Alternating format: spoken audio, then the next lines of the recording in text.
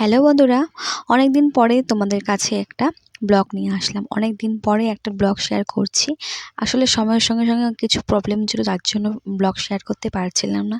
তো আজকে থাম্বনেল দেখে তো বুঝতেই পেরেছো যে আমি আজকে কি টপিকের।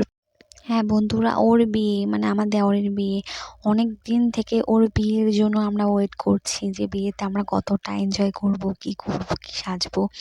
মানে এতদিন থেকে আমরা ওয়েট করছি ওর বিয়ের জন্য। ফাইনালি আজকে সেই দিনটা এসে পড়েছে। তো জানো বন্ধুরা, আমার বাড়ি থেকে আসতে ওদের বাড়িতে খুব লেট হয়ে গেছে। তার জন্য আমার মামি শাশুড়ি আর কি, যার বিয়ে তার মানে মা আর কি, খুব রেগে গিয়েছিল আর কি। বাড়িতে কেউ ছিল না, তো তার জন্য সব কিছু বাড়িতে আমার দেখতে হয়েছে, গরু ছাগল।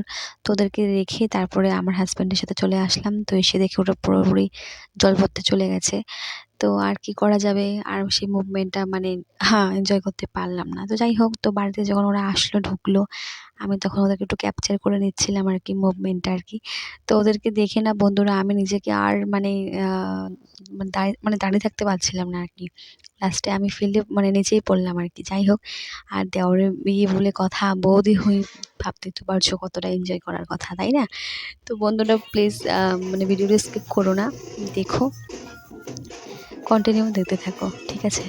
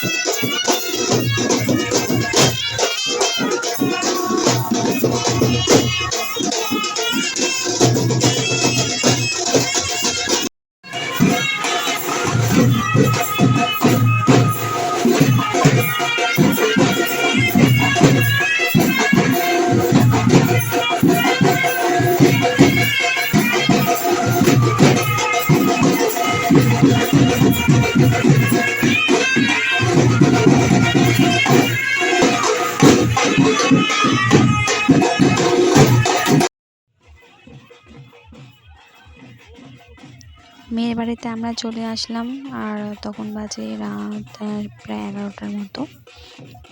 আর এই দেখো আমার সামনে আমার হাজব্যান্ড, যদিও বা আমার হাজব্যান্ড এই সমস্ত পছন্দ করে না ভিডিও ক্যাপচার করা, তারপরেও জানি না সামনে চলে আসলো। তো এই দেখো এখন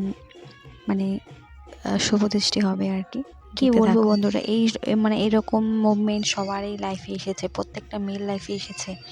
আর কেন জানি না আজকে আমার সত্যি এত খারাপ লাগছে দেখার পরে, যে একদিন আমার ওই মুভমেন্টটা এসেছিল আর কি।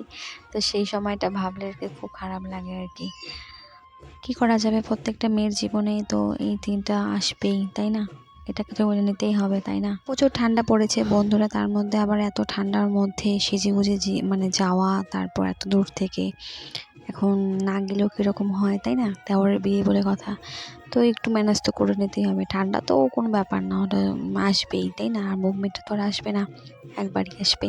যাই হোক, খুব ভালো লাগছে, তার মধ্যে একটু খারাপ তো লাগছেই, তাই না?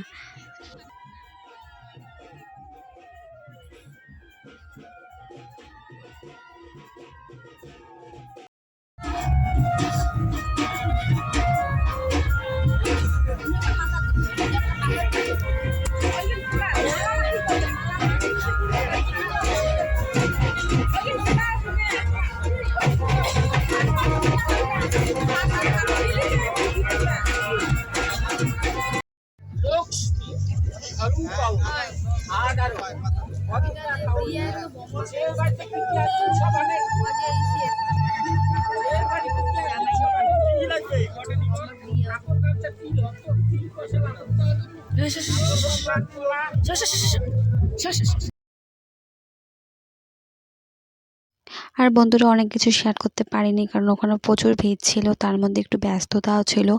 যার কারণে যতটুকু পেরেছি যতটুকু সম্ভব হয়েছে সেই আমার দেওরের সেই মুভমেন্টগুলো ক্যাপচার করে তোমাদের সাথে শেয়ার করতে পেরেছি।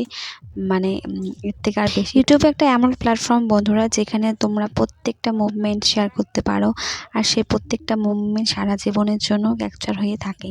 তো এই কারণে আমার ইউটিউবটা এত ভালো লাগে, বিশেষ করে এই কারণেই। আর অনেকগুলো মুভমেন্ট আছে যেগুলো তোমাদেরকে শেয়ার করতেই হয়। আর এতদিন থেকে আমি ব্লগ শেয়ার করতে পারছিলাম না, কারণ ফ্যামিলিতে অনেক প্রবলেম ছিল, যার কারণে। তো যেগুলো আর কি ভালো মুভমেন্ট সেগুলো অবশ্যই শেয়ার করার চেষ্টা করব বন্ধুরা। তার জন্য অনেকে হয়তো আমার সাবস্ক্রাইবার কমে গেছে বা আমার ভিউজ আসছে না, আমি জানি। কিন্তু যেগুলো মুভমেন্ট আমি শেয়ার করতে পারবো সেগুলো অবশ্যই শেয়ার করব। তোমরা শুধুমাত্র আমার পাশে থেকো। বন্ধুরা রিসেপশন রয়েছে, আর রিসেপশনের জন্য পুরো রেডি ছিলাম আমরা সবাই। তো তোমাদেরকে দেখাচ্ছি আর শেয়ার করছি যতটুকু পেরেছি, সম্ভব হয়েছে। এই মানে এত ভিড়ের মাঝখানে করার চেষ্টা করেছি। আর সেরকম ভিডিও করার জন্য কোনো কেউ ছিল না আর কি, সবাই একদম ব্যস্ত ছিল, যে যার ফোন নিয়ে বিজি ছিল। যতটুকু পেরেছি ক্যাপচার করার চেষ্টা করেছি, তোমরা প্লিজ সেটাকে দেখো। আর এখানে নতুন বউকে দেখো কেমন দেখাচ্ছে, একটু প্লিজ কমেন্ট করো। এটা আমার পাশে দেওর ছিল। তো যাই হোক, যতটুকু পেরেছি। আর আমরা সত্যি খুব এনজয় করেছিলাম, খুব এনজয় করেছিলাম। আর একদিকে তো প্রচুর ঠান্ডা ছিল, তার মধ্যেও মনে হচ্ছিল যে না, আমাদেরকে সাজতে হবে, শো অফ করাতেই হবে, তাই না? তো যাই হোক, যতটুকু পেরেছি তোমাদেরকে পুরো প্যান্ডেলটা ঘুরিয়ে দেখাচ্ছি। তো এরপরে বর কনের রুমে এলাম। তো ওদের ফুলসজ্জার ঘাটটা একটু ক্যাপচার করে নিচ্ছি, কারণ এটা সবথেকে মাস্ট বি ইম্পর্টেন্ট, তাই না? তো ওদের এই সুন্দর একটা সংসারের জন্য, একটা মানে শুরুয়াতের জন্য, নতুন একটা সংসারে পড়ার জন্য অনেক শুভকামনা রইলো। আর তোমরা উইশ করো যাতে তারা খুব ভালো থাকে।